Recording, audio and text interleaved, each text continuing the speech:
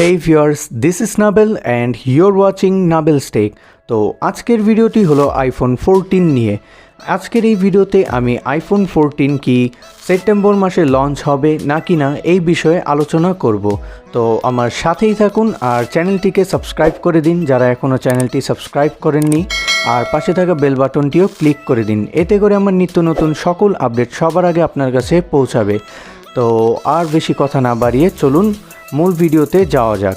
Tech giant Apple প্রতি বছর সেপ্টেম্বরে মেগা ইভেন্টের মাধ্যমে তাদের নতুন ডিভাইস লঞ্চ করে থাকে। এবারও সেই পরিকল্পনা ছিল প্রতিষ্ঠানটির। প্রযুক্তি প্রেমিকদেরও আগ্রহের কেন্দ্রবিন্দুতে থাকে আইফোনের নতুন মডেল। করোনায় চীনে চলছে লকডাউন, আর এর প্রভাব পড়তে পারে অ্যাপেলের নতুন আসতে যাওয়া আইফোন 14-এর ওপর।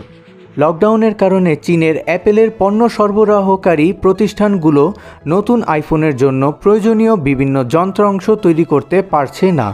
সঠিক সময়ে পণ্য তৈরি করা সম্ভব না হলে এর প্রভাব পড়বে লঞ্চ অনুষ্ঠানের ওপর।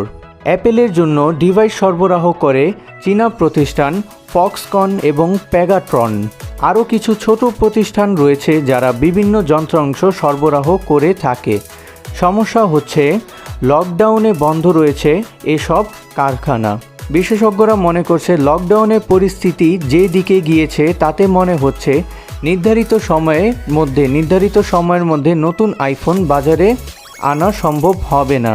এই নিয়ে বাজার বিশেষজ্ঞরা মনে করছেন নির্ধারিত সময়ে যদি আইফোন 14 বাজারে না আসে তাহলে প্রায় $8 বিলিয়ন লোকসান হতে পারে অ্যাপেলের। তো এই ছিল আজকের ভিডিওতে আইফোন 14 নিয়ে কিছু আপডেট। তো যদি আবার কোনো নতুন আপডেট আসে তাহলে অবশ্যই আমি আপনাদের ভিডিওর মাধ্যমে জানিয়ে দেব।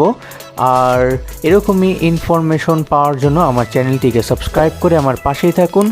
আর ভিডিওটি যদি ভালো লেগে থাকে তাহলে অবশ্যই একটি লাইক করে দিবেন।